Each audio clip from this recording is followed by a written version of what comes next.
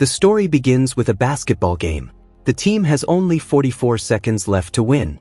A player named Mason scores 2 baskets at the last moment and wins the game. But that's when he starts seeing a burned creature. Mason leaves the celebrations and heads straight to the locker room. He has an old artifact hidden here. The burned creature is coming right at him.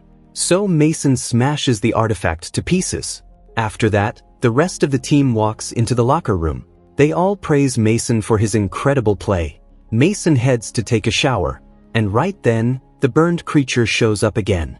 It burns Mason alive, completely engulfing him. The story jumps 6 months ahead. A girl named Chris is sitting by the window, staring down below. Her cousin Rel barges straight into her room. Chris just moved here. Today is her first day at a new school. The moment she walks in, she notices a girl named Ellie. Chris finds the name Hoser written on her locker, which was Mason's nickname. Mason's teammate Dean walks up and tells her she can't use it. Dean's girlfriend Grace comes over and asks Rel who this girl is. Dean says, "Are you the new girl who just got out of junkie rehab after she killed her dad?" Chris kicks Dean right between his legs. A teacher shows up and sends all 4 of them to detention after school. Ellie speaks up and says the new girl did nothing wrong. So this teacher, Mr. Craven, throws her into detention too. Afterward, Ellie apologizes to Chris for all the things Dean said. Meanwhile, Chris finds the same old artifact inside her locker. She opens it up. Inside, there's a whistle shaped like a skull. And it's whispering her full name, Chrysanthemum. Chris is just about to blow it when the bell rings. She heads to detention instead. There, the whistle falls out of her bag. Mr. Craven takes a close look at it. The second he sees it, he knows exactly what it is. There's something written on it. He translates the meaning. Summon the dead. Mr. Craven calls it school property and refuses to give it back. He ends everyone's detention early, telling them to just write a 5-page essay on the role of pre-prepared sacrifice in ancient Mesoamerica. Grace invites everyone over to her house to work on the essay together. And Rel has a crush on Grace. At the same time, Mr. Craven is listing the artifact online to sell it. He blows the whistle to check if it still works. Rel remembers he left his comic book in the classroom. He walks in and sees Mr. Craven right outside the room. Rel peeks inside and discovers the teacher is trying to sell the artifact online for a huge price. Meanwhile, outside, Chris runs into a youth pastor named Noah. He tells her she should come by his church sometime for a good time. He tries to offer her something. That's when Rel shows up. But Noah completely overpowers Rel without breaking a sweat. Rel tells Chris that Noah sells drugs to the kids who come to his church. And a year ago, one of them overdosed. Back inside, Mr. Craven realizes the whistle is gone. Over at Grace's house, Rel shows everyone the whistle and reveals he has it. At that same moment, Mr. Craven starts hearing strange noises. He thinks it's his cleaner, Charlie. He calls out for Charlie and walks outside. But standing there is a strange-looking man. Mr. Craven tells him the school is closed and he's trespassing. That's when Charlie actually shows up beside him. Mr. Craven laughs it off and says he's just been working a little too much. But the moment he walks back into his classroom, the bald stranger appears. The man crushes Mr. Craven's lungs. The hair falls off Craven's head. He dies looking exactly like the stranger, an identical copy. Back at Grace's house, she blows the whistle in front of everyone. They all cover their ears. After the whistle sounds, the entire atmosphere around them shifts. Something feels different. As they're all leaving, Ellie invites Chris to a festival, saying she'd really like it if Chris came. Chris asks Rel if Ellie is straight. Rel smiles and says, "I think we're gonna find out." Back home, Chris can't stop overthinking how to respond to the invite. And right then, through her window, she spots someone standing on a tree outside, watching her. Right then, Rel walks in. He looks outside but doesn't see anyone there. In the middle of all this, Chris accidentally sends a message to Ellie. Ellie asks about tomorrow. Rel grabs the phone and types back, "See you tomorrow." Over at her place, Ellie is drawing a chrysanthemum. Grace is still hanging out by her pool. That's when she hears something. She figures it's her little brother. But this is something else entirely. Grace starts getting scared. She moves closer to check, but no one is there. Then she feels a hand touch her face. She spins around. Her brother is standing right behind her. He just came to call her inside. The next morning, Rel and Chris arrive at school. And right there they learn the news. Mr. Craven is dead. He had stage 4 lung cancer. But just yesterday, the man looked perfectly fine. At the same time, Ellie spots someone sitting in front of her. The figure starts moving in a strange, unnatural way. It looks almost exactly like her. Ellie and Chris head to Mason's house to return the whistle. The front door is open. Music is playing inside. Someone is clearly home. A woman steps forward and says she was born in this house. And she wants to die in this house.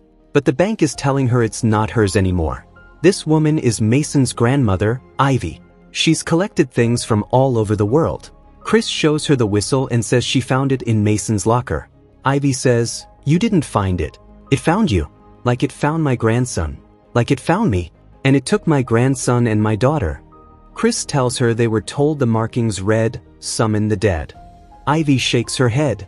The markings actually read, "Summon your death." The day you are born, so is your death. And from that day on, she is searching for you. She will find you at the time you are fated to die. But if you hear the whistle scream, a call from Inchoka guides your death to find you sooner.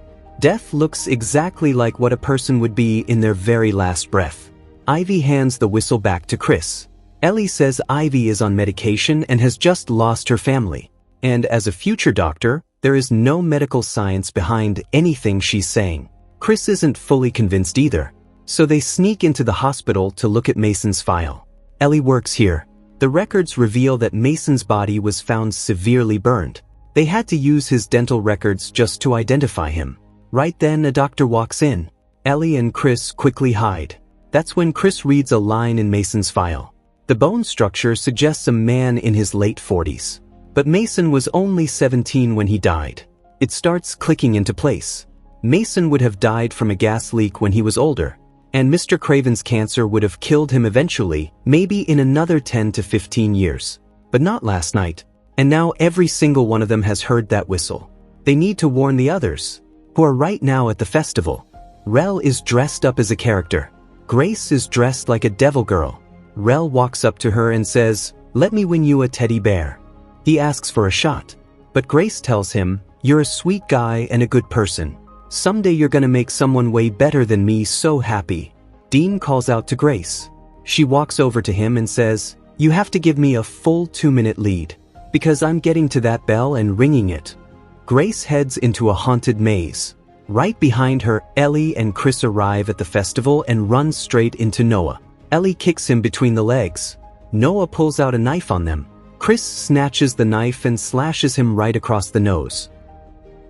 Inside the haunted maze, Grace is making her way deeper in. Dean is coming up right behind her. But Grace spots an old woman standing in front of her. The woman starts saying Grace's name. The sound of it terrifies her. Grace turns and runs. Chris asks Rel where Grace and the others are. Rel wins a teddy bear and heads into the maze with them. Grace calls Dean and tells him an old woman is chasing her. She keeps saying her name, but Grace has no idea who she is. That's when Grace spots some tools lying in front of her. And the old woman catches up right behind her. The woman crawls toward her. Grace grabs a shovel and swings it hard. But the same hit reflects back onto Grace.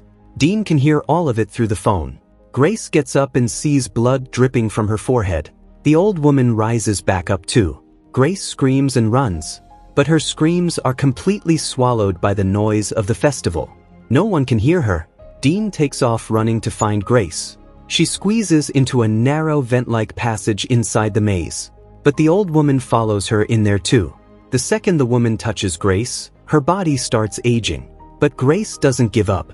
She keeps pushing forward. She almost makes it to the bell.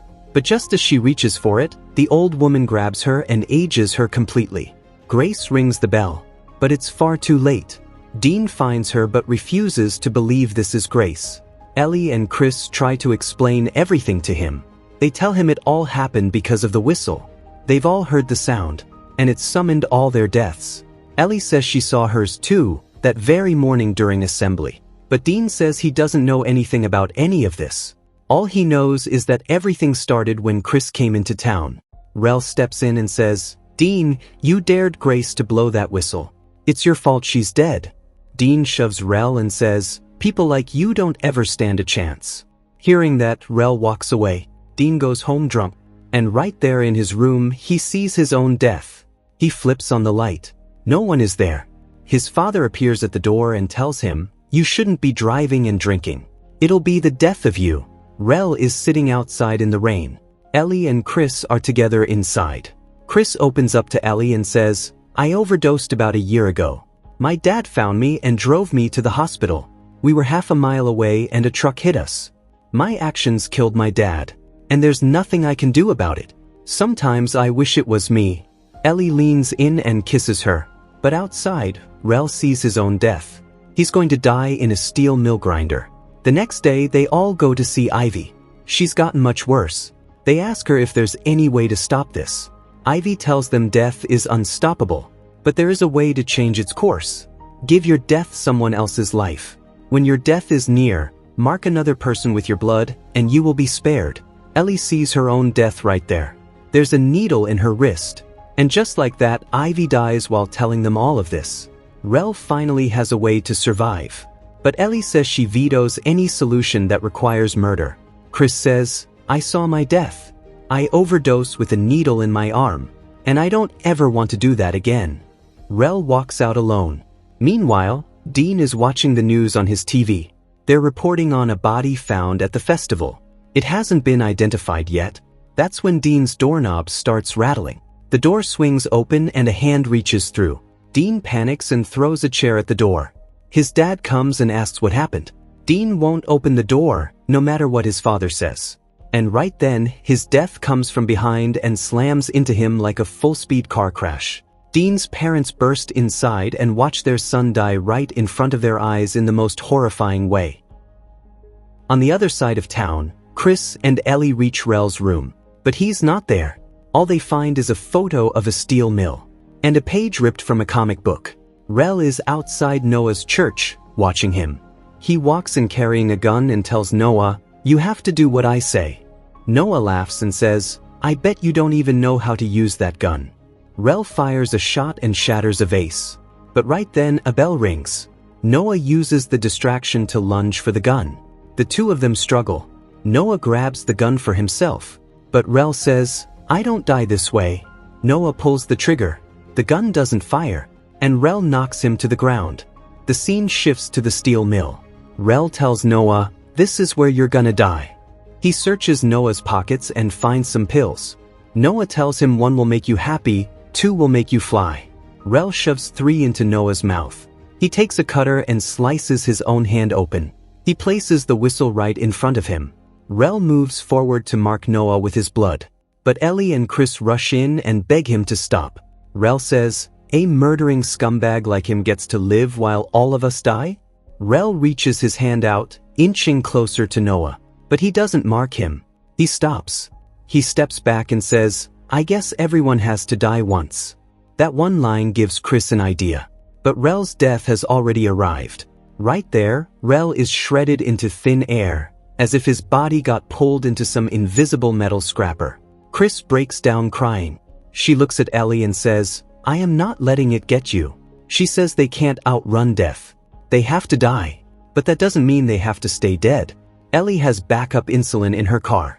Chris's plan is to use the insulin to stop their hearts. They head to a closed auto repair center. Ellie grabs her supplies and meets her there. Chris is already starting to see her death. She finds an AED machine inside. They fill a metal container with water and dump ice into it. Ellie prepares the injections. The plan is for both of them to go through with it. But Ellie injects Chris first, telling her, "I need to make sure you live." And right then, Chris realizes her death looks exactly like this. Exactly like what's happening to her right now. Ellie submerges her in the ice water and pulls her back out. She injects her with glucagon. She hits her with the defibrillator.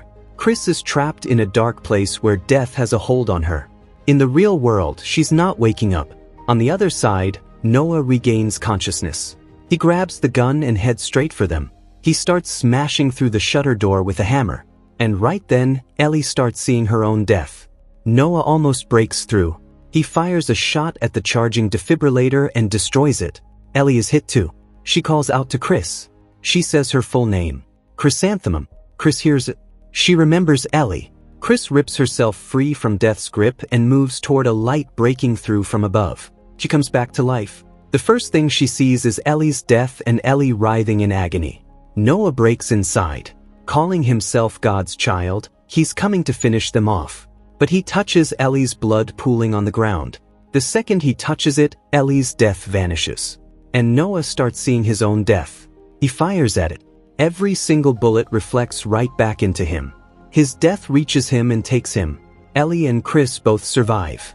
The story jumps 3 months ahead. Ellie has completely changed her look. She hasn't been able to forget what happened, but she's still with Chris. And somewhere in that school, the whistle finds its way to another girl. And the cycle begins again. And that's where this story ends. Let us know in the comments what you thought of this explanation. And don't forget to like the video and subscribe to the channel.